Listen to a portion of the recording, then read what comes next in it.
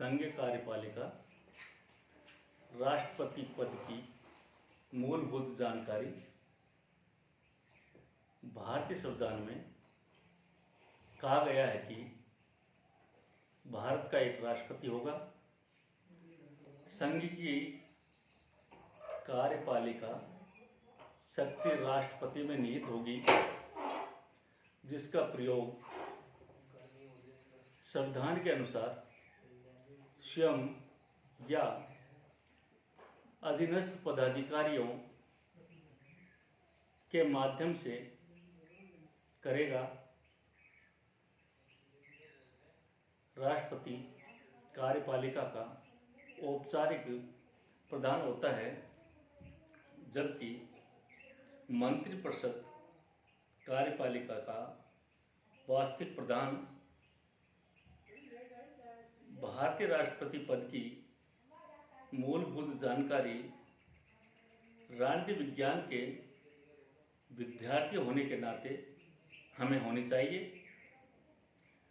भारतीय संविधान के अनुच्छेद 52 में कहा गया है कि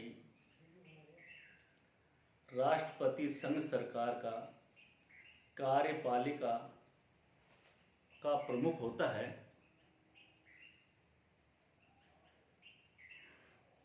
जो भारत का प्रथम नागरिक होता है, जो अपनी शक्तियों का प्रयोग न करते हुए परंतु राष्ट्रपति की समस्त शक्तियों का प्रयोग मंत्रिपरिषद करती है। भारतीय संविधान के अनुच्छेद 53 में राष्ट्रपति के कार्य व शक्तियों का उल्लेख किया गया है। इसके आधार पर राष्ट्रपति अपनी समस्त शक्तियों का प्रयोग स्वयं या अपने अधीनस्थों के माध्यम से करते हैं। राष्ट्रपति की समस्त शक्तियों के बारे में हम अगले वीडियो में पढ़ेंगे व समझने का प्रयास करेंगे। भारतीय संविधान के अनुच्छेद 54 में भारत में राष्ट्रपति का निर्वाचन अप्रत्यक्ष रूप से होता है, जिसमें जनता प्रत्यक्ष रूप से भाग नहीं लेती। इसमें जनता अप्रत्यक्ष रूप से अपने निर्वाचित प्रतिनिधियों के माध्यम से भाग लेती है। राष्ट्रपति के निर्वाचन के लिए एक निर्वाचक मंडल होता है, जो जनता के प्रतिनिधि है। राष्ट्रपति चुनाव के लिए निर्वाचक मंडल निम्न प्रकार से हैं। पहला, लोकसभा के निर्वाचित सदस्य। दूसरा, राज्यसभा के निर्वाचित सदस्य। राज्यों की विधानसभा के निर्वाचित सदस्य। चौथा, केंद्र शासित प्रदेश दिल्ली पांडिचेरी विधानसभा के निर्वाचित सदस्य। 17वें संविधान संशोधन 1992 के अनुसार संघीय क्षेत्रीय विधानसभा के निर्वाचित सदस्य राष्ट्रपति के निर्वाचन में इन्हें इसलिए सम्मिलित किया गया है कि राष्ट्रपति न केवल केंद्रीय शासन बल्कि संपूर्ण भारत संघ का प्रधान होता है। भारतीय संविधान के अनुच्छेद 55 में राष्ट्रपति के निर्वाचन की रीति का वर्णन किया गया है। राष्ट्रपति का चुनाव समानुपातिक प्रतिनिधित्व प्रणाली द्वारा एकल समकरणीय मत पद्धति द्वारा होता है। संघ बराबर लोकसभा प्लस राज्यसभा के निर्वाचित सदस्य जिनकी संख्या 776 है, राज्य व केंद्र शासित प्रदेशों की विधानसभा के निर्वाचित सदस्य जिनकी संख्या 4120 है। राष्ट्रीय चुनाव में सभी जनप्रतिनिधियों के वोटों का मूल्य निकालने के लिए फार्मूला यह है कि एक विधानसभा सदस्य का वोटों का मूल्य बराबर उस राज्य या संघीय क्षेत्र की कुल जनसंख्या बटा विधानसभा के कुल निर्वाचित सदस्य गुणा 1/1000। इस आधार पर एक विधायक के वोट का मूल्य निकाला जाता है।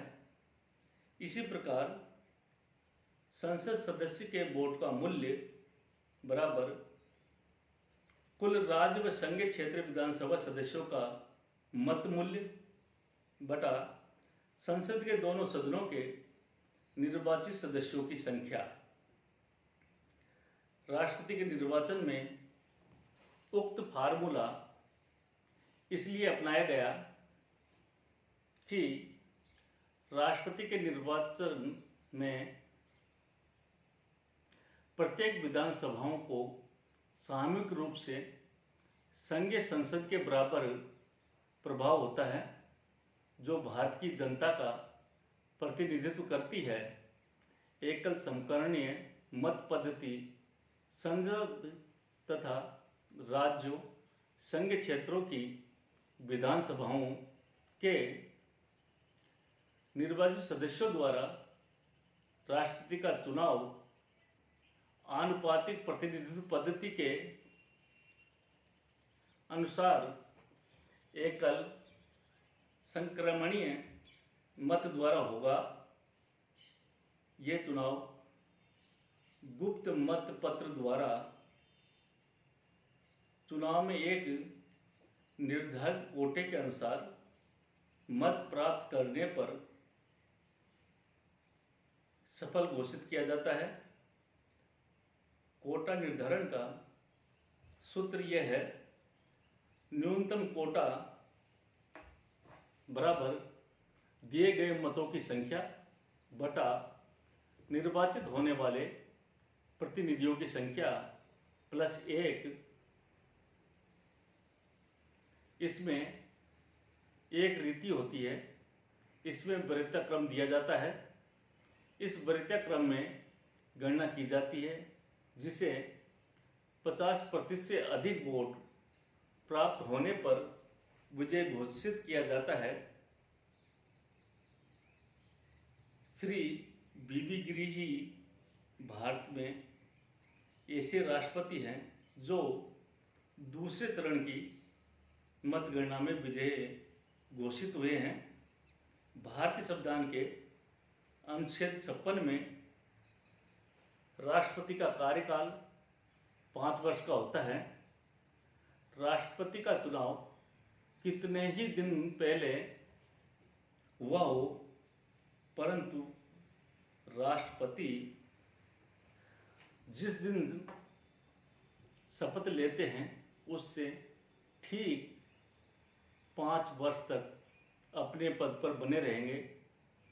राष्ट्रपति अपने पद से वह त्यागपत्र द्वारा हट सकते हैं।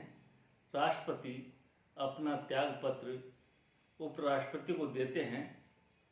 अनुच्छेद 57 में एक व्यक्ति कितनी बार राष्ट्रपति बन सकता है, यह हमारे देश के संविधान को अन्य देश के संविधान से भिन्न करती है। जैसे अमेरिका में एक व्यक्ति 2 बार राष्ट्रपति बन सकता है, परंतु भारत में एक व्यक्ति कई बार चुनाव लड़ सकता है व जीत सकता है। भारत में अब तक डॉक्टर राजेंद्र प्रसाद ही 2 बार प्रधानमंत्री बने हैं। भारतीय संविधान के अनुच्छेद 58 में राष्ट्रपति पद के लिए योग्यता पहला, वह भारत का नागरिक होना चाहिए। दूसरा, 35 वर्ष की आयु पूर्ण कर चुका हो। तीसरा, लोकसभा सदस्य बनने की योग्यता हो। चौथा, किसी भी लाभ के पद पर कार्य नहीं कर रहा हो। प्रधानमंत्री, राष्ट्रपति, उपराष्ट्रपति, विधायक यह लाभ के पद नहीं है, परंतु सरकारी नौकरी करना लाभ का पद है। पांचवा, 5 जून 1997 को राष्ट्रपति द्वारा एक अध्यादेश जारी किया, जिसमें संसद ने उसे अधिनियम का रूप दिया। अब राष्ट्रपति पद की उम्मीदवार के लिए 50 निर्वाचकों द्वारा प्रस्तावित व 50 निर्वाचकों द्वारा अनुमोदन होना आवश्यक है। राष्ट्रपति के चुनाव में 15,000 रुपये जमानत राशि होती है। ये राशि भारतीय रिजर्व बैंक या सरकारी खजाने में जमा होती है।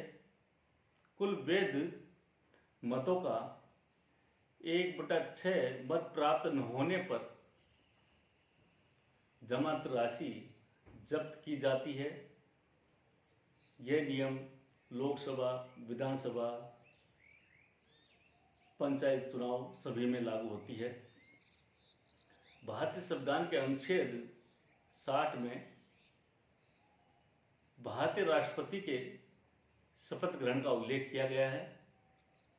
भारतीय राष्ट्रपति को शपथ सर्वोच्च न्यायालय का मुख्य न्यायाधीश दिलाता है।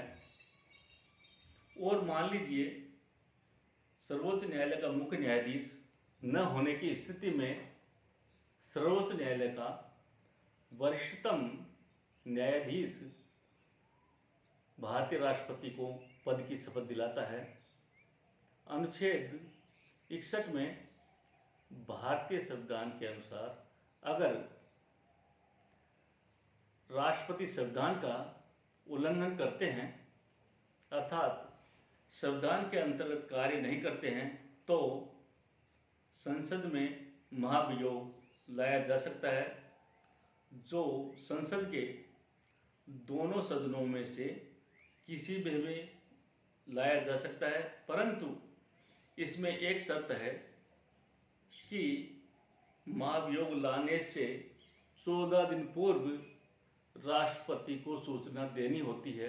अगर इस अवधि में राष्ट्रपति अपने पद से त्यागपत्र दे देते हैं तो महाभियोग की कार्रवाई स्वतः ही समाप्त हो जाएगी। हमारे देश का सौभाग्य है कि महाभियोग की प्रक्रिया से हमारे किसी राष्ट्रपति को नहीं हटाया गया है।